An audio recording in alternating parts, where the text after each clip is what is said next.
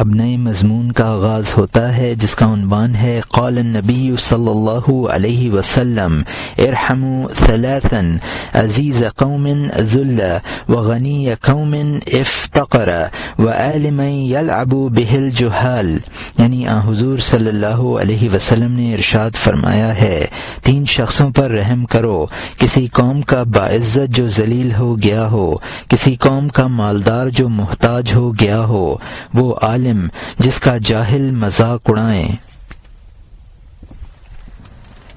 گفت پیغمبر کے رحم آید بر حال من کانا غنیا فافتقر والذی کانا عزیزا فاحتقر او صفیا عالما بین المدر۔ پیغمبر صلی اللہ علیہ وسلم نے فرمایا ہے کہ رحم کرو اوپر اس شخص کے جو مالدار تھا پھر فقیر ہو گیا، اور اس پر جو باعزت تھا پھر حقیر ہو گیا ہو، یا منتخب عالم ترشروئی کے درمیان۔ پیغمبر صلی اللہ علیہ وسلم نے فرمایا کہ ان 3 قسموں پر رحم کرو، خواہ تم پتھر کے ہو یا پہاڑ کے، وہ جو عزت کے بعد ذلیل ہو گیا ہو، وہ مالدار بھی جو بے زر ہو گیا ہو، تیسرے وہ عالم جو دنیا میں بے وقوفوں میں مبتلا ہو جائے، کیونکہ عزت سے ذلت میں آ جانا جسم سے عضو کٹ جانے کی طرح ہے، جو عضو بدن سے کٹ گیا وہ مردہ ہو جاتا ہے، نیا کٹا ہوا تڑپتا ہے لیکن زیادہ دیر نہیں۔ جس نے گزشتہ سال جام الست سے پیا ہو اس کو اس سال رنج اور اعضاء شکنی کی مصیبت ہوگی، وہ جو کتے کی طرح اصل سنڈاس کا ہو اس کو بادشاہت کا لالچ کب ہوتا ہے۔ توبہ وہ کرتا ہے جس نے گناہ کیا ہو، آہ وہ کرتا ہے جس نے راستہ گم کر دیا ہو۔ یہاں مترجم نے حاشیے میں لکھا ہے کہ مولانا رحمۃ اللہ علیہ کا مقصد یہ ہے کہ اچھی حالت کے بعد جب بری حالت ہوتی ہے تو وہ انتہائی تکلیف دہ ہوتی ہے۔ جو شروع سے مفلس ہو وہ اس قدر قابل رحم نہیں ہے جیسا کہ وہ شخص جو مالداری کے بعد مفلس ہو گیا ہو۔ جو شخص پہلے باعزت تھا پھر ذلیل ہو گیا ہو وہ بہت زیادہ قابل رحم ہے۔ وہ عالم جو جاہلوں میں پھنس گیا ہو بہت زیادہ قابل رحم ہے۔ یہ تینوں شخص بہت زیادہ قابل رحم ہیں، کیونکہ عزت کے بعد ذلت میں مبتلا ہو جانے سے وہی تکلیف پہنچتی ہے جو بدن کا کوئی عضو کٹنے سے، بدن سے کوئی عضو کٹنے کے بعد مردہ ہو جاتا ہے، تھوڑی دیر وہ تڑپتا ہے اور پھر اس پر مردنی چھا جاتی ہے۔ جو شخص ایک بار کسی چیز کی لذت حاصل کر چکتا ہے اس کی یاد اس کو ستاتی ہے۔ جو شخص نے کبھی سلطنت کا مزہ نہ چکھا ہو وہ سلطانی کی حرص سے محروم ہوتا ہے۔ وہ شخص توبہ کرتا ہے جس کو اپنے گناہ کا احساس ہوتا ہے اور راستے سے بھٹکا ہوا ہی آہ کرتا ہے۔ اور یہاں حاشیہ ختم ہوتا ہے۔ اب نئے مضمون کا آغاز ہوتا ہے جس کا عنوان ہے قصہ محبوس شدن آہو بچا در آخر خوراں و تانۂ خراں براں غریب گاہ بجنگ گاہ بتسخر او مبتلا شدن او بکاہ خشک کہ غذائے او نیست او این صفت بندائے خاص خدائی ست عز و جل میان اہل دنیا و اہل شہوت کہ الاسلام بدأ غریبا وسيعود غریبا كما بدأ فتوبى للغرباء وصدق رسول اللہ صلی اللہ علیہ وسلم۔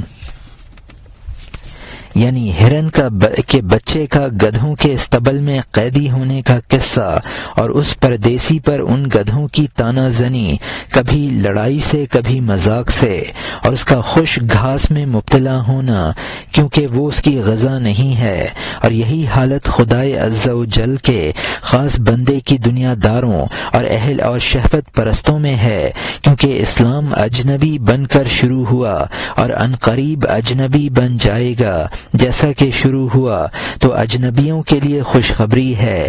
اللہ کے رسول صلی اللہ علیہ وسلم نے سچ فرمایا ہے۔ ایک ہرن کا ایک شکاری نے شکار کر لیا، اس بے امان کو استبل میں کر دیا، اس استبل کو جو بیلوں اور گدھوں سے بھرا ہوا تھا ظالموں کی طرح ہرن کا قید خانہ بنا دیا۔ ہرن وحشت سے ہر جانب کو بھاگتا تھا۔ اس شکاری نے رات کو گدھوں کے سامنے گھاس ڈال دی۔ بھوک اور خواہش سے ہر بیل اور گدھا گھاس کو شکر سے بھی زیادہ خوشی سے کھاتا تھا۔ ہرن کبھی ادھر ادھر دوڑتا تھا، کبھی دھوئیں اور گھاس کی گرد سے منہ موڑتا تھا، جس کو اس کی ضد کے ساتھ چھوڑ دیا ہے۔ اس سزا کو اس نے موت خیال کیا ہے، یہاں تک کہ حضرت سلیمان علیہ السلام نے کہا کہ اگر وہ ہدہد جدائی کا معتبر عذر نہ بیان کرے میں اس کو مار ڈالوں گا یا خود اس کو سزا دوں گا، ایک سخت سزا جو ان گنت ہے۔ اے معتمد، ہاں وہ سزا کون سی ہے؟ پنجرے میں غیر جنس کے ساتھ ہونا۔ اے بیٹا، اس جسم سے تو بھی عذاب میں ہے، تیری روح کا پرند دوسری جنس سے وابستہ ہے، روح باز ہے اور مزاج کوے ہیں، وہ جسم کے کووں کی وجہ سے بہت زخمی ہے، وہ ان کے درمیان تباہ حال ہے، جس طرح کوئی ابو بکر سبزوار شہر میں۔ یہاں مترجم نے حاشیے میں لکھا ہے، اس قصے سے یہ بتایا گیا ہے کہ ہرن کا بچہ چونکہ آزادی کے لطف اٹھائے ہوئے تھا اس لیے اس کے نہ ہونے کا اس کو افسوس تھا، گدھے اس سے محروم تھے۔ جس طرح یہ ہرن کا بچہ گدھوں میں آ کر پریشان ہوا، یہی حال عالم کا جاہلوں میں ہوتا ہے۔ جس وقت اسلام کی ابتدا ہوئی تب بھی وہ لوگوں کے لیے اجنبی تھا اور عن قریب پھر اجنبی بن جائے گا۔ ان لوگوں کے لیے خوشخبری ہے جو مسلمان ہونے کی وجہ سے اجنبی ہیں۔ سزا میں اگر کسی چیز کو اس کے مخالف سے وابستہ کر دیا جائے تو یہ سزا موت ہے۔ حضرت سلیمان علیہ السلام نے ہدہد کو جو سخت خطاب عذاب دینے کو کہا تھا وہ یہی تھا کہ اس کو ناجنس کے ساتھ پنجرے میں بند کر دیتے۔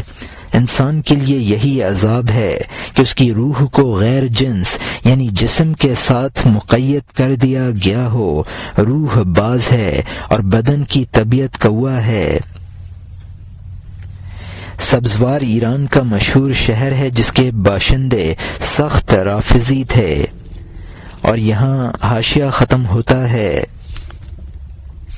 اب نئے مضمون کا آغاز ہوتا ہے جس کا عنوان ہے حکایت سلطان محمد خوارزم شاہ کے شہر سبزوار را کہ ہما اہل او رافضی باشند بجنگ بگرفت ایشاں از کشتن امان خواستند گفت آنگاہ اما دہم کے پیش من ازیں شہر یک ابو بکر نامی بیا ورید، یعنی سلطان محمد خوارزم شاہ کی حکایت جس نے سبزوار شہر کو جس کے تمام باشندے رافضی تھے جنگ کر کے لے لیا۔ ان لوگوں نے قتل سے امان چاہی، اس نے کہا میں امان جب ہی دوں گا جب اس شہر میں سے ایک ابو بکر نامی شخص لے آؤ۔ بہادر محمد خوارزم شاہ لگا تباہی بھرے سبزوار شہر کے قتال میں۔ اس کے لشکروں نے ان کا محاصرہ کر لیا، اس کے سپاہی دشمن کے قتل میں لگ گئے۔ انہوں نے اس کے سامنے سجدہ کیا کہ امن دے، ہمیں حلقہ بگوش بنا لے، جان بخش دے، جو خراج اور جو بدلہ تجھے چاہیے وہ ہر موسم میں ہماری جانب سے تیرے لیے بڑھ کر ہوگا۔ اے شیر دل، ہماری جان تیری ملکیت ہے، کہہ دے ہمارے پاس کچھ دن امانت میں رہے۔ یہاں مترجم نے حاشیے میں لکھا ہے کہ خوارزم شاہ یہ ایران کا بادشاہ تھا، خراسان سے عراق تک اس کی خلافت تھی۔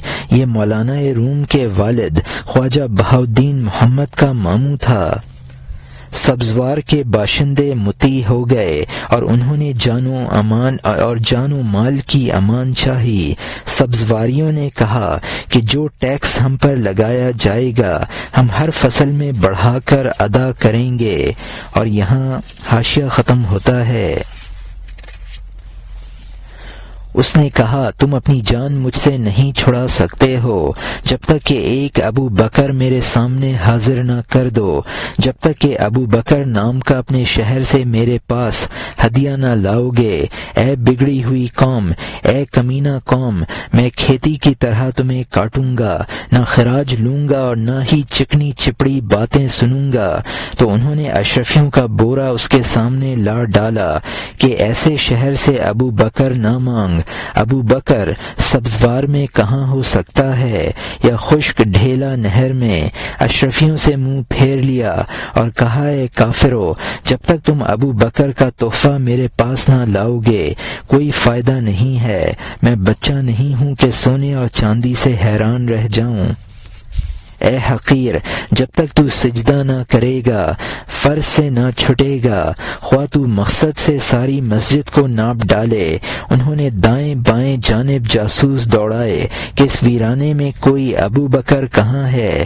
3 دن اور 3 رات کے بعد جبکہ وہ دوڑے پھرے، انہوں نے ایک لاغر ابو بکر پا لیا۔ مسافر تھا اور مرض کی وجہ سے پڑا رہ گیا تھا۔ مریض ہو کر وہ باز دہ ویرانے کے ایک گوشے میں موتی بے سر و سامان، مرض کی وجہ سے دل کا خون چہرے پر چھڑکے ہوئے وہ ایک اجڑے ہوئے گوشے میں سو رہا تھا۔ جب انہوں نے اس کو دیکھا فوراً اس سے کہا اٹھ کہ بادشاہ تیرا طالب ہوا ہے، کیونکہ تیری وجہ سے ہمارا شہر قتل سے بچ جائے گا۔ یہاں مترجم نے حاشیے میں لکھا ہے کہ خوارزم شاہ نے کہا امان کی شرط یہ ہے کہ اپنی آبادی میں سے ابو بکر نام کا کوئی شخص لا کر پیش کرو، اگر یہ شرط پوری نہ کرو گے تو میں سب کو قتل کرا دوں گا۔ ان لوگوں نے اشرفیوں کا بورا سامنے لا کر ڈال دیا کہ یہ قبول کر لیجئے اور ابو بکر نامی شخص کے لانے کی شرط ختم کر دیجئے۔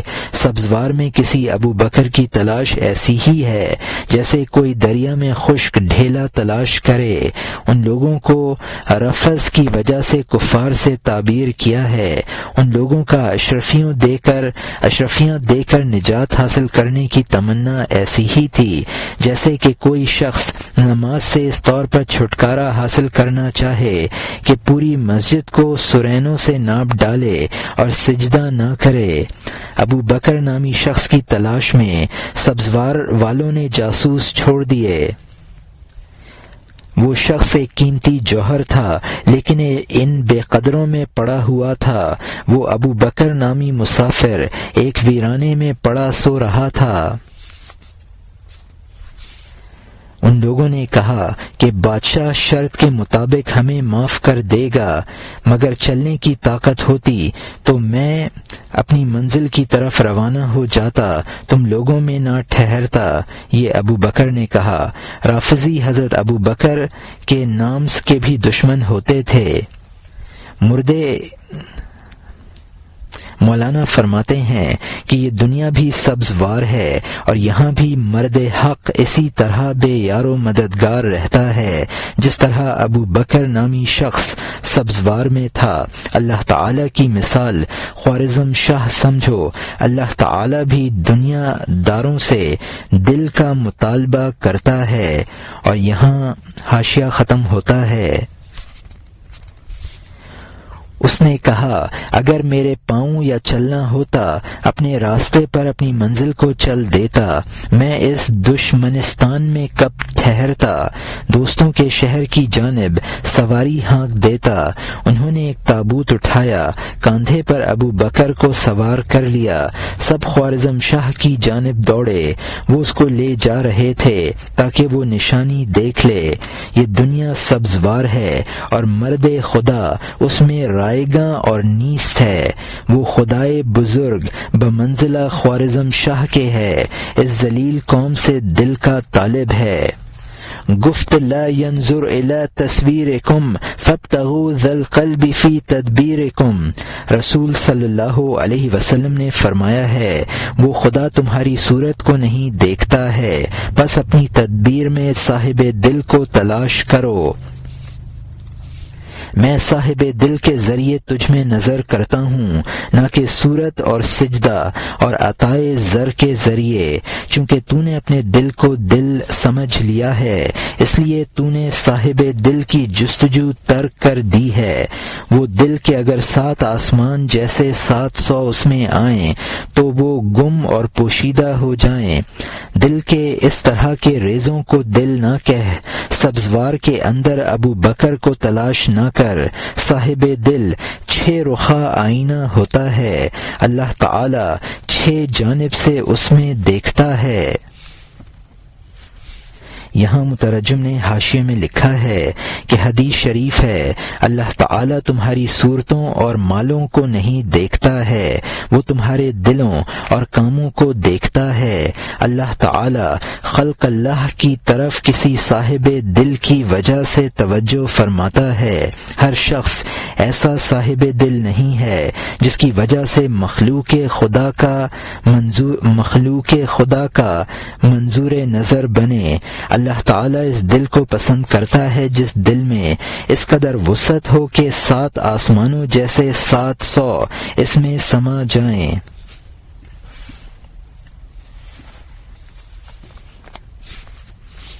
اس دل کی تلاش میں ہے، وہ اس دل کی تلاش میں ہے جیسا کہ سبزوار ابو بکر نامی شخص کی تلاش میں صاحب دل 6 جہت سے مصفہ ہوا ہے۔ اس کی مثال 6 برو آئینے کی سی ہے اور خدا ہر طرف سے اس کو دیکھتا ہے۔ اور یہاں حاشیہ ختم ہوتا ہے۔ جو 6 جہت میں ٹھکانہ رکھتا ہو وہ تھوڑی دیر کے لیے بھی ماں سوا اللہ کو کب دیکھتا ہے؟ اگر وہ صاحب دل نظر کرتا ہے اس اللہ کے لیے کرتا ہے، اگر قبول کرتا ہے تو وہی سہارا ہوتا ہے، کیونکہ وہ ہر حالت میں اللہ تعالی کے لیے ہوتا ہے۔ اللہ تعالی نے اس کو منتخب کر لیا ہے۔ اللہ تعالی اس کے بغیر کبھی کسی کو عطا نہیں کرتا ہے۔ میں نے واصل بحق کے بارے میں تھوڑا سا بتا دیا۔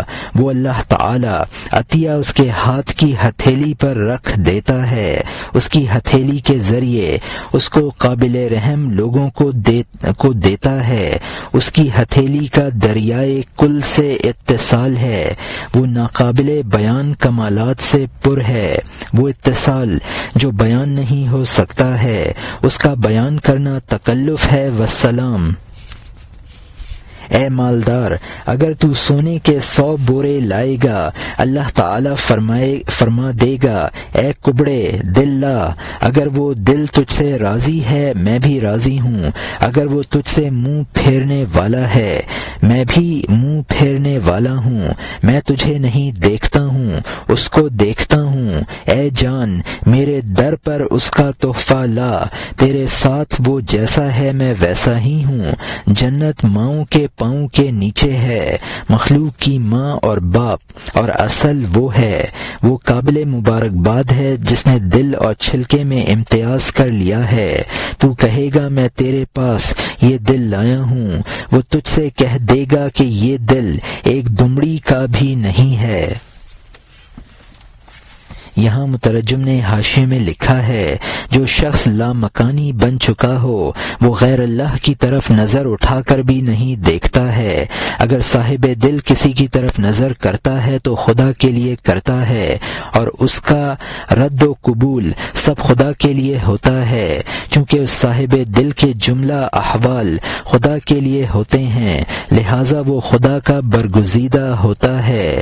یہ صاحب دل خلیفۃ اللہ ہے اور اللہ تعالی کی جملہ عطا اس کے واسطے سے ہوتی ہے۔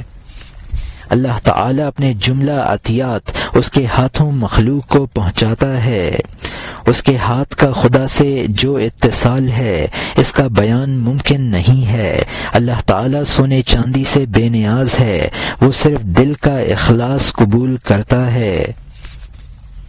جس سے وہ صاحب دل راضی ہوتا ہے اس سے خدا راضی ہوتا ہے، جس سے وہ ناراض ہوتا ہے خدا اس سے ناراض ہوتا ہے۔ وہ صاحب دل ایسا ہی مربی ہے جس طرح ماں مربی ہوتی ہے۔ وہ صاحب دل مخلوق کے لیے بمنزلہ ماں باپ کے ہوتا ہے۔ تو خدا کے سامنے اپنا وہ دل پیش کرتا ہے جو ایک دمڑی کا بھی نہیں ہے۔ اور یہاں حاشیہ ختم ہوتا ہے۔ وہ دل لا جو عالم کا قطب ہے، وہ دل آدم کی جان کی جان کی جان کا محبوب ہے۔ اس نیک اور نور سے بھرے ہوئے دلوں کا بادشاہ منتظر ہے۔ تو ایک عرصے تک سبزوار میں گھومے گا، از روئے اعتبار تو ایسے دل کو نہ پائے گا۔ تو ایک مرجھایا ہوا اور بوسیدہ روح والا دل تابوت میں رکھ کر وہاں لے جا کہ اے شاہ میں تیرے لیے دل لایا ہوں، سبزوار میں اس سے بہتر دل نہیں ہے۔ وہ تجھ سے کہہ دے گا اے مبارک اے بے باک یہ قبرستان ہے کہ تو ایک مردہ دل یہاں لایا ہے، جا وہ دل لا جو شاہانہ مزاج رکھے، کیونکہ دنیا کے سبزوار کو اسی کی وجہ سے امن حاصل ہے۔ تو کہے گا کہ وہ دل اس دنیا میں مفقود ہے، کیونکہ تاریکی اور نور دو ضد ہیں۔ ازل سے اس دل کے ساتھ دشمنی دنیاوی طبیعت کی موروثی ہے، کیونکہ وہ باز ہے، دنیا کوؤں کا شہر ہے۔ غیر جنس کو غیر جنس کا دیکھنا داغ ہے، اگر وہ نرمی کرتا ہے تو نفاق برت رہا ہے، مائل کر کے فائدہ حاصل کر رہا ہے۔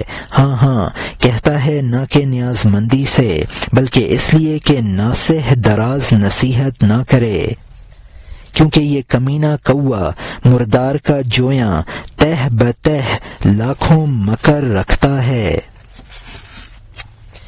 یہاں مترجم نے حاشیے میں لکھا ہے کہ کتب عالم صاحب دل پر عالم کی بقا کا دار و مدار ہوتا ہے، اور یہی دل آدم علیہ السلام کی جان کا محبوب ہے۔ اللہ تعالی ایسے دل کا منتظر ہے جو نور اور نیکی سے بھرا ہوا ہے۔ دنیا میں ایسے دل کا ملنا ایسا ہی دشوار ہے جس طرح سبزوار میں ابو بکر نامی شخص کا ملنا۔ اگر وہ دل تیرے پاس نہیں ہے تو اپنا مردہ دل ہی بارگاہ میں پیش کر دے، جس طرح سبزوار والوں نے بیمار اور لاغر ابو بکر نامی شخص کو پیش کر دیا تھا۔ وہ شاہ تجھ سے کہے گا کہ یہاں کوئی قبرستان ہے کہ تو مردہ دل کو یہاں لایا ہے، جا اور وہ دل لا جس کی وجہ سے عالم کا بقا ہے۔ تو اس کا جواب میں کہنا کہ دنیا تاریکی ہے اور وہ دل نور ہے، تاریکی میں نور کہاں ہے؟ ایسے دل سے دنیا کو روز ازل سے دشمنی ہے۔ وہ دل باز ہے اور دنیا جہان زاغ ہے، کوئی اپنے ناجنس کو دیکھنا پسند نہیں کرتا ہے۔ اگر کوئی دنیا دار ایسے صاحب دل کے ساتھ نرمی برتتا ہے تو وہ منافقت پر مبنی ہوتی ہے یا اس سے کسی فائدے کا امیدوار ہوتا ہے۔ اگر دنیا دار ایسے صاحب دل کی ہاں میں ہاں ملاتا ہے تو محض اس لیے کہ وہ اس کو زیادہ نصیحت نہ کرے، اس لیے کہ ایک دنیا دار میں لاکھوں مکاریاں ہوتی ہیں۔ اور یہاں حاشیہ ختم ہوتا ہے۔ اگر وہ اس کے نفاق کو قبول کر لیں تو اس نے نجات حاصل کر لی، اس کا فائدہ مند نفاق عین سچائی بن گیا، کیونکہ وہ شان و شوکت والا صاحب دل ہمارے بازار میں عیبدار کو بھی خرید لینے والا ہے۔ صاحب دل کی تلاش کر، اگر تو مردہ نہیں ہے دل کا ہم جنس بن جا، اگر تو شاہ کا مخالف نہیں ہے، جس کا مکر تجھے اچھا لگتا ہے وہ تیرا ولی ہے نہ کہ مرد خدا۔ ہر وہ جو تیری عادت اور مزاج کے مطابق زندگی گزارتا ہے تیرے نزدیک وہ ولی ہے اور نبی ہے۔ جا نفسانیت کو چھوڑ تاکہ خدائی خوشبو تیری ناک میں پہنچے۔ اے صاحب خانہ جا نفسانیت کو چھوڑ تاکہ تیری بھلائی ہو اور تیرا دماغ عنبر کو سونگھنے والا بن جائے۔ نفسانیت سے تیرا دماغ خراب ہے، تیرے دماغ کے لیے مشک اور عنبر بے قدر ہے۔ تو کوے کی طرح نجاست پر عاشق ہے، تیرے دماغ میں مشک کی خوشبو نہیں آتی ہے، اس بات کی حد نہیں ہے، اور ہمارا ہرن استبل میں جا بجا بھاگ رہا ہے۔ یہاں مترجم نے حاشیے میں لکھا ہے، بہت سے لوگ منافقانہ حاضر ہوئے ہیں اور مومن کامل بن گئے ہیں۔ صاحب دل اپنی شان و شوکت کی وجہ سے عیب دار کا بھی خریدار بن جاتا ہے۔ جب تجھے یہ معلوم ہو گیا کہ صاحب دل معیوب کو بھی خرید لیتا ہے تو اب کسی صاحب دل کی تلاش کر لے، اگر تو خدا کا دشمن نہیں ہے۔ جس کی مکاری تجھے پسند آئے وہ تیرا دوست ہے، خدا کا دوست نہیں ہے۔ تو اس اپنے جیسے نبی کی ولایت اور نبوت کے قابل ہوتا ہے۔ خواہش نفسانی کو ترک کر، جب تو خدائی خوشبو سونگھ سکے گا اور تیرا دماغ عنبر کو سونگھ سکے گا۔ اگر تو نفس کی خواہشات کو پورا کرتا رہے گا تو مشک و عنبر کو تو نہ پہچان سکے گا۔ چونکہ تو نفسانی خواہش میں مبتلا ہے تو تیرا دماغ خدائی خوشبو سے نا آشنا ہے۔ ہرن کی ناف میں سے مشک نکلتا ہے۔ اور یہاں حاشیہ ختم ہوتا ہے۔ اب نئے مضمون کا آغاز ہوتا ہے جس کا عنوان ہے بقیہ قصہ آہو در آخور خراں، یعنی گدھوں کے استبل میں ہرن کا بقیہ قصہ۔ وہ نر عمدہ نافع والا ہرن بہت دن تک گدھوں کے استبل میں قید تھا، جانکنی میں بے چین تھا، جس طرح مچھلی خشکی پر ایک ڈبیا میں مینگنی اور مشک عذاب میں ہوتے ہیں۔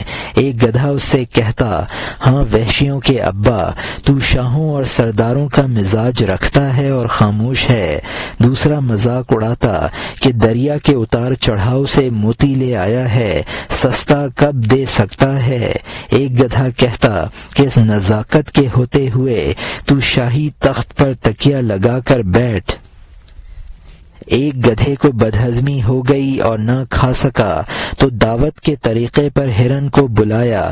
اس نے سر ہلایا کہ نہیں، جا اے فلاں، مجھے بھوک نہیں ہے، میں کمزور ہو گیا ہوں۔ اس نے کہا، ہاں میں جانتا ہوں تو نخرے کر رہا ہے یا غرور کی وجہ سے پرہیز کر رہا ہے۔ اس نے اس سے کہا کہ تو کھا، یہ تیری خوراک ہے، کیونکہ اس سے تیرے اعضاء زندہ اور تازہ ہیں۔ میں جنگل سے مانوس تھا، میں نے سایوں اور باغوں میں آرام کیا ہے۔ اگر تقدیر نے ہمیں عذاب میں مبتلا کر دیا ہے، وہ عمدہ عادت اور مزاج کہاں جاتا ہے؟ اگر میں فقیر ہو گیا ہوں، بے آبرو کب بن سکتا ہوں؟ اگر میرا لباس پرانا ہو جائے، میں نیا ہوں۔ سنبل اور لالا اور ناز بو بھی میں نے ہزاروں ناز و نخوت سے کھائے ہیں۔ اس نے کہا، ہاں گپیں مار، گپیں گپیں، پردیس میں بہت سی بکواس بکی جا سکتی ہے۔ اس نے کہا، میرا نافع خود گواہی دے رہا ہے، جو عود اور عنبر پر احسان جتاتا ہے۔ یہاں مترجم نے حاشیے میں لکھا ہے کہ ایک گدھے نے ہرن کے بچے سے کہا کہ تیرا مزاج تو شاہانہ اور امیرانہ ہے اور تو بالکل خاموش ہے۔ دوسرا گدھا بولا، اس کی بات تو موتی ہے، یہ اس کو سستا کب فروخت کر سکتا ہے؟ ایک گدھا بولا، اگر اس قدر نازک مزاجی ہے تو شاہانہ تخت پر تکیہ لگا کر بیٹھ جا۔ ایک گدھے کو بدہضمی ہو گئی تھی اور اس کی گھاس بچ گئی تھی۔ اس نے ہرن کے بچے کو گھاس کھانے کی دعوت دی۔ اس نے سر سے انکار کا اشارہ کیا۔ اس گدھے نے کہا کہ تو نخرے کر رہا ہے یا غرور کی وجہ سے پرہیز کر رہا ہے؟ اگرچہ میں تقدیر خداوندی سے اس عذاب میں پھنس گیا ہوں، لیکن وہ مزاج کہاں بدلتا ہے؟ یہ ہرن کے بچے نے کہا تھا، اگر میں اس وقت فقیر ہوں تو آبرو نہیں بیچ سکتا ہوں۔ شریف انسان پرانے لباس میں بھی نیا رہتا ہے۔ پردیس میں چونکہ ناواقف لوگ ہوتے ہیں لہذا شیخی بگھارنے کا بہت موقع ہوتا ہے۔ بچے نے کہا کہ میرا نافع میری بڑائی پر گواہ ہے جو عود و عنبر سے بھی بڑھا ہوا ہے۔ اور یہاں حاشیہ ختم ہوتا ہے۔ لیکن اس کو کون سونگتا ہے؟ صاحب دماغ، گوبر کے پجاری، گدھے کے لیے وہ حرام ہے۔ گدھا راستے میں گدھے کا پیشاب سونگتا ہے، اس جماعت پر میں مشک کیسے پیش کر دوں؟ اسی لیے اس حق کو قبول کرنے والے نبی نے فرمایا ہے، اشارہ اسلام دنیا میں پردیسی ہے کیونکہ اس کے اپنے بھی اس سے بھاگتے ہیں، اگرچہ ملائک اس کی ذات کے ساتھی ہیں، لوگ اس کی صورت کو ہم جنس سمجھتے ہیں لیکن اس سے وہ خوشبو حاصل نہیں کرتے ہیں۔ شیر جیسا ہے بیل صورت لوگوں میں، اس کو دور سے دیکھ لے، اس کی کھود کرید نہ کر، اگر تو کریدتا ہے تو جسم کے بیل سے ہاتھ دھو لے، کیونکہ وہ شیر طبیعت بیل کو پھاڑ ڈالے گا، وہ تیرے سر سے بیل پن نکال دے گا، حیوان سے حیوانی خصلت دور کر دے گا، تو بیل تھا اس کی صحبت میں شیر بن جائے گا، اگر تو بیل پن پر خوش ہے تو شیر پن نہ چاہ۔ یہاں مترجم نے حاشیے میں لکھا ہے، اس نافے کی خوشبو کون سونگتا ہے؟ وہی سونگتا ہے جو صاحب دماغ ہو، گوبر سونگنے والا گدھا اس کو نہیں سونگ سکتا ہے۔ گدھا گدھے کا پیشاب سونگتا ہے، گدھوں کو مشک کیسے سونگھایا جا سکتا ہے؟ چونکہ صحیح خوشبو صاحب دماغ ہی سونگ سکتا ہے۔ اسی لیے حضور صلی اللہ علیہ وسلم نے فرمایا ہے کہ اسلام نااہلوں کے لیے اجنبی ہے، مسلمان سے اس کے رشتہ دار بھی بھاگتے ہیں اگرچہ ملائکہ اس سے مانوس ہیں۔ عوام خواص کو اپنا جیسا ہی سمجھتے ہیں لیکن ان کی خوشبو سے ناواقف ہیں۔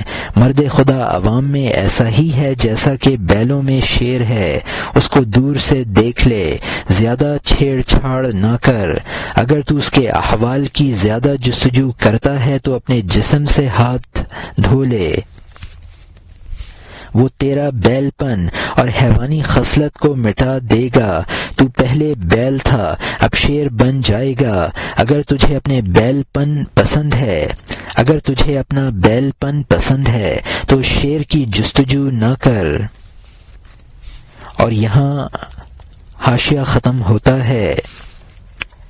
اب نئے مضمون کا آغاز ہوتا ہے جس کا عنوان ہے تفسیر انی ارا سبع بقرات سمان یاکلہن سبع عجاف۔ گاوان لاغر را خدا بصفت شیران گرسنا آفریدہ بود تا ہفت گاو فربا را با اشتہامی خوردند، اگرچہ خیالات صورت گاواں در آئینہ خواب بنمودند، تو بمانے شیر بنگر۔ یعنی بے شک میں 7 موٹی گائیں دیکھتا ہوں جن کو 7 لاغر کھا رہی ہیں کی تفسیر۔ ان لاغر گایوں کو خدا نے بھوکے شیروں کی صفت پر پیدا فرمایا تھا، یہاں تک کہ انہوں نے 7 موٹی گایوں کو بھوک سے کھا لیا، اگرچہ خواب کے آئینے میں وہ خیالات گایوں کی صورت میں نمودار ہوئے۔ تو حقیقتاً شیر سمجھ۔ یہاں مترجم نے حاشیے میں لکھا ہے کہ یہ اس خواب کا قصہ ہے جس کی حضرت یوسف علیہ السلام نے تعبیر دی تھی اور فرمایا تھا کہ 7 موٹی گایوں سے 7 سال اچھی پیداوار کے اور 7 دبلی گایوں سے 7 سال قحط کے مراد ہیں۔ مولانا رحمۃ اللہ علیہ نے اپنے سابق بیان کے مطابق 7 دبلی گایوں سے وہ اہل اللہ مراد لیے ہیں جو شیر صفت ہوتے ہیں۔ اور یہاں حاشیہ ختم ہوتا ہے۔ اس شاہ مصر نے خواب میں دیکھا، چونکہ غیب کی نظر کا دروازہ کھل گیا، 7 موٹی بہت پروردہ گائیں، ان کو 7 کمزور گایوں نے کھا لیا۔ وہ کمزور حقیقتاً شیر تھیں ورنہ گایوں کو کھانے والی نہ ہوتیں۔ بہت سے بشر ہیں جو کام کرنے والے انسان کی صورت میں ہیں لیکن ان میں انسان کو فنا کرنے والا شیر پوشیدہ ہے۔ انسان کو کھا جاتا ہے، اس کو یکتا بنا دیتا ہے، اس کی تلچھٹ مصفا ہو جاتی ہے، خواہ اس کو تکلیف پہنچائے، اس ایک درد سے وہ تمام دردوں سے نجات پا جاتا ہے، وہ آسمان پر قدم رکھ دیتا ہے، بادشاہ بن جاتا ہے، غلامی چھوڑ دیتا ہے، وہ فنا میں دل کی زندگی حاصل کر لیتا ہے۔ جسم کی گائے شیر خدا کی قربانی ہے، اگر تجھے اس سے صدق و خلوص ہے، اگر تو مہمان کشی کرے تو تو گدھے کی مقعد ہے، اے خواجہ تو جسم کی گائے کی کب تک پرورش کرے گا، انجام کار جسم کی گائے مردار ہو جائے گی، اے بدنیت تو پھر شرمندہ ہوگا۔ یہاں مترجم نے حاشیے میں لکھا ہے کہ مصر کے بادشاہ کا لقب عزیز ہے۔ اس نے خواب دیکھا کہ 7 دبلی گائیں 7 موٹی گایوں کو کھا گئیں۔ وہ 7 دبلی گائیں دراصل 7 شیر تھے۔ بہت سے اولیاء اللہ ایسے ہی دبلے نظر آتے ہیں، لیکن وہ مرید کی حیوانی صفات کو پھاڑ ڈالتے ہیں، وہ حیوانی صفات اس میں دور ہو جاتی ہیں، خواہ ان کے ازالے سے اس کو تکلیف پہنچے۔ وہ ایک درد ہے لیکن بہت سے دردوں سے نجات دلا دیتا ہے اور سفلی انسان کو علوی بنا دیتا ہے۔ اب یہ معمولی انسان اس شیخ کے تصرف سے شاہ بن جاتا ہے اور بدن کی مردگی سے دل کی زندگی حاصل کر لیتا ہے۔ اگر تجھے شیخ سے عقیدت ہے تو مجاہدے کر کے جسم کی قربانی اس کی خدمت میں پیش کر دے۔ اگر تو جسم کی قربانی پیش نہیں کرتا ہے تو گویا تو شیخ کی مہمانی ادا نہیں کرتا ہے۔ لا محالہ جسم فنا ہوگا تو پھر تو شرمندہ ہوگا۔ حضرت ابراہیم علیہ السلام کا مرغ کو ذبح کرنا اس امر کی طرف اشارہ تھا کہ انسان کو شہوت پرست نہ ہونا چاہیے۔ اور یہاں حاشیہ ختم ہوتا ہے۔ اب نئے مضمون کا آغاز ہوتا ہے جس کا عنوان ہے در بیان آنکاہ کشتن خلیل علیہ السلام، خروس را اشارت بقما و قہر قدام، صفت بود از صفات مذمومات مہلکات در باطن مرید۔ یعنی اس کا بیان کہ حضرت ابراہیم خلیل اللہ کا مرغے کو مارنا مرید کے باطن کی مہلک اور بری صفات میں سے کون سی صفت کو زائل کرنے اور مغلوب کرنے کا اشارہ تھا۔ مکر بھرے کوے کی طرح کب تک بولے گا، اے خلیل اللہ آپ نے مرغے کو کیوں مارا، آخر بتائیے مارنے کی کیا حکمت تھی تاکہ میں رونگٹے سے سبحان اللہ کہوں۔ انہوں نے فرمایا اللہ کا حکم کی حکمت بتا دیجئے تاکہ میں اس پر دل و جان سے لا الہ الا اللہ پڑھوں۔ وہ شہوت والا اور شہوت پرست ہے، اس زہریلی بیہودہ شراب سے مست ہے۔ اے وسیع، اگر وہ نسل کے لیے ضروری نہ ہوتی، حضرت آدم علیہ السلام اس کے عیب کی وجہ سے اپنے آپ کو خصی کر لیتے۔ ملعون شیطان نے اللہ تعالی سے کہا میں شکار کے لیے مضبوط جال چاہتا ہوں۔ سونا اور چاندی اور گھوڑوں کا گلہ دکھایا کہ تو ایسے لوگوں کو اچک سکے گا۔ بولا آفریں ہے اور ترش روئی سے تھوتھڑی لٹکائی، رنجیدہ اور لیمو کی طرح ترش ہو گیا۔ تو سونا اور جواہر عمدہ کانوں سے اللہ تعالی نے اس مردود کے آگے کر دیے، تو سونا اور جواہر عمدہ کانوں سے اللہ تعالی نے اس مردود کے آگے کر دیے۔ اے ملعون یہ دوسرا جال لے لے۔ بولا اے عمدہ مددگار اس سے بڑھ کر دے۔ چکنے میٹھے کھانے اور قیمتی مشروبات اور بہت سے ریشمین کپڑے اس کو دیے۔ بولا اے خدا میں اس سے زیادہ مدد چاہتا ہوں تاکہ میں ان کو مونچھ کی رسی میں باندھ لوں، تاکہ تیرے وہ مست جو نر اور بہادر ہیں ان بندشوں کو مردانہ وار توڑ دیں، تاکہ نفسانیت کے اس جال اور رسیوں کی وجہ سے تیرے مرد نامردوں سے جدا ہو جائیں۔ یہاں مترجم نے حاشیے میں لکھا ہے کہ حضرت ابراہیم علیہ السلام نے فرمایا، میں نے خدائی حکم سے مرغ کو ذبح کیا۔ سوال کرنے والے نے کہا، اس خداوندی حکم کی کیا حکمت تھی؟ مرغ ایک شہوت پرست پرند ہے، چونکہ نسل انسانی کی بقا کے لیے شہوت ضروری ہے، ورنہ حضرت آدم علیہ السلام اپنے آپ کو خصی بنا لیتے۔ انسان کو پھانسنے کے لیے مضبوط جال عنایت کر دے۔ اللہ تعالی نے اس کو چاندی سونا دکھایا کہ یہ جال موجود ہے، اس سے انسان کو تو پھانس سکتا ہے۔ شیطان اس جال کو ناکافی سمجھ کر رنجیدہ ہو گیا۔ اس کے بعد اللہ تعالی نے اس کو عمدہ قسم کا سونا اور جواہر دکھائے کہ یہ جال کافی ہے۔ شیطان نے کہا، میں اس سے بڑھیا جال چاہتا ہوں۔ حضرت حق تعالی نے اس کو عمدہ خزائیں اور فاخرہ لباس دیے کہ ان سے انسانوں کو پھانس لے۔ اس شیطان نے پھر یہی کہا کہ اس سے زیادہ مضبوط جال چاہتا ہوں تاکہ ہر کس و ناکس اس کو نہ توڑ سکے اور مردان خدا غیروں سے ممتاز ہو جائیں۔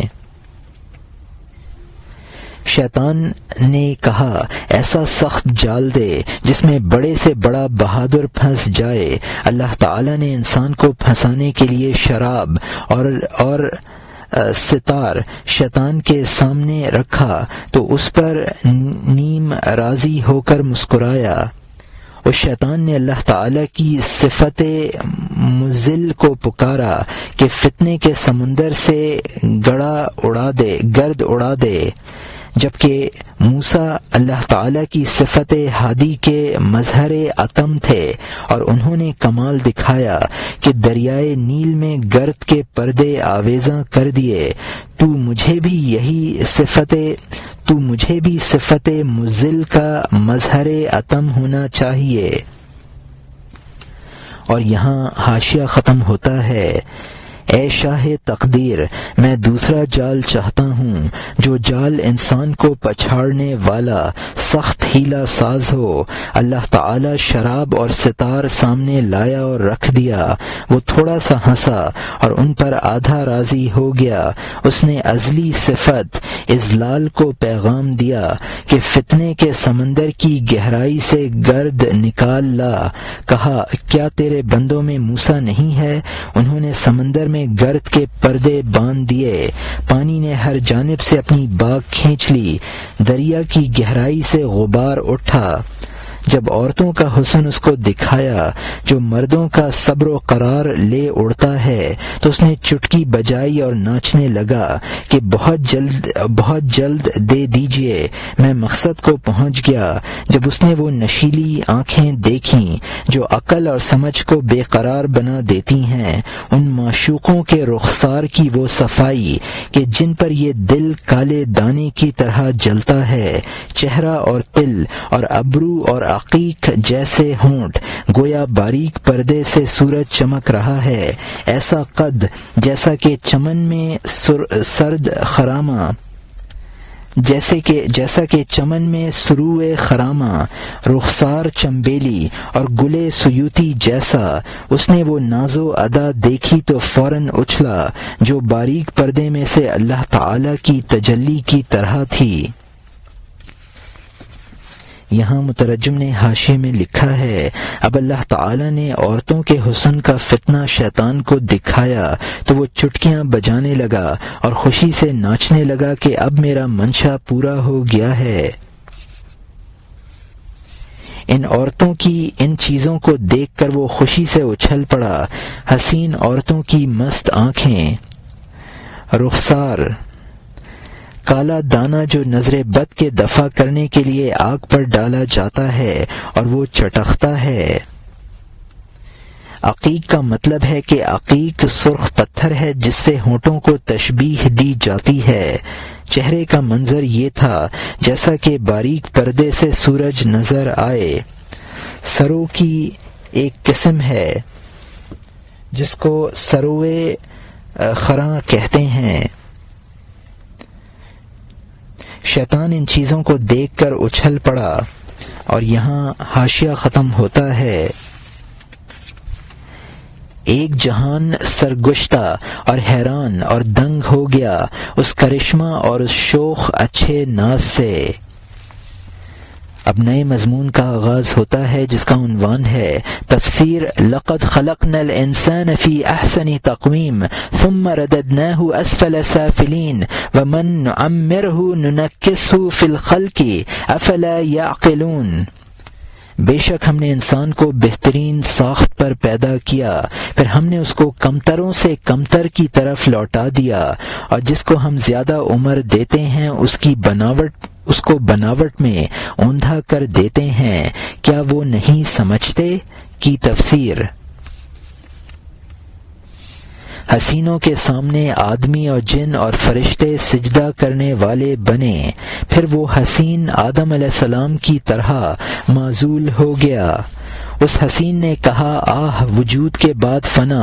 اس نے کہا تیرا قصور یہ ہے کہ تو زیادہ زندہ رہا۔ جبرائیل علیہ السلام اس حسین کو بال پکڑ کر کھینچ رہے ہیں کہ اس جنت اور حسینوں کی جھرمٹ سے نکل جا۔ اس نے کہا عزت کے بعد یہ ذلیل کرنا کیوں ہے؟ جبرائیل علیہ السلام نے کہا وہ عطا تھی اور یہ تیرے لیے انصاف ہے۔ اے جبرائیل علیہ السلام، تو دل و جان سے سجدہ کرتا تھا، تو اب مجھے جنت سے کیوں نکالتا ہے؟ اس آزمائش میں میری پوشاک ختم ہوتی جا رہی ہے، جیسا کہ خزاں کے موسم میں کھجور سے پتے۔ وہ رخ کہ جو چمک میں چاند جیسا تھا، بڑھاپے میں وہ گوہ کی پشت کی طرح ہو گیا۔ وہ سر اور وہ حسین مانگ چمکتی ہوئی بڑھاپے کے وقت بدصورت اور گنجی ہو گئی۔ وہ نیزے جیسا رقص اور ناز کرتا ہوا قد بڑھاپے میں کمان کی طرح دوہرا ہو گیا۔ کوے کے پروں کی طرح کے بال برف بن گئے اور جھریوں سے چہرہ داغ داغ ہو گیا۔ لالا کا رنگ زعفران بن گیا۔ اس کی شیر جیسی طاقت عورتوں کے پتے کی طرح ہو گئی۔ نرگس جیسی آنکھ مرجھا گئی۔ اعضاء کی گرمی ٹھٹر گئی۔ جو فن کے ذریعے بہادر کو بغل میں دبا لیتا تھا، چلنے کے وقت لوگ اس کی بغلیں تھامتے ہیں۔ یہ خود غم اور پسمردگی کے آثار ہیں۔ ان میں سے ہر ایک موت کا پیغامبر ہے۔ یہاں مترجم نے حاشیے میں لکھا ہے اب حسینوں کے تمام چیزوں نے دنیا کو دیوانہ بنا رکھا ہے۔ حسینوں کے زوال پذیر حسن کی ایک کیفیت ہے کہ اس کے شباب کے وقت تمام مخلوق اس کو سجدہ کرتی ہے، اور حسن ڈھل جانے کے بعد اس کی حالت حضرت آدم علیہ السلام کی سی ہوتی ہے جو جنت سے محروم کر دیے گئے تھے۔ وہ حسین آہیں بھرتا ہے کہ ہائے کمال کے بعد زوال۔ اس کو جواب ملتا ہے کہ زیادہ جینے کی سزا ہے۔ جس طرح حضرت آدم علیہ السلام جنت سے نکلے تھے، اسی طرح اس حسین کو جبرائیل علیہ السلام حسینوں کے زمرے اور حسن کی دولت سے باہر نکال دیتے ہیں۔ وہ حسین جبرائیل علیہ السلام سے کہتا ہے کہ اس عزت کے بعد یہ ذلت کیوں ہوئی؟ جبرائیل علیہ السلام جواب دیتے ہیں وہ حسن محض عطا تھی، اب یہ ذلت انصاف کا تقاضا ہے۔ وہ حسین کہتا ہے کہ اے جبرائیل علیہ السلام، پہلے تو مجھے سجدے کرتا تھا، اب تو حسن کی جنت سے مجھے کیوں نکالتا ہے؟ میں حسن کے لباس سے ایسا ہی محروم ہوا جا رہا ہوں جیسا کہ درخت خزاں میں پتوں سے۔ معشوق کے قد کو بھالے کی لکڑی سے تشبیہ دی جاتی ہے۔ کوے کے پر بہت کالے ہوتے ہیں۔ زعفران کا رنگ زرد ہوتا ہے۔ عورت نازک ہوتی ہے۔ بڑھاپے میں حرارت غزیزی گھٹ جاتی ہے۔ جو شخص بڑے بڑے پہلوانوں کو بغل میں دبا لیتا تھا، اب اس کی یہ حالت ہے کہ لوگ اس کی بغل میں ہاتھ دے کر سہارا نہ دیں تو وہ چل بھی نہیں سکتا ہے۔ بڑھاپے کے آثار موت کا پیغام دیتے ہیں۔ اور یہاں حاشیہ ختم ہوتا ہے۔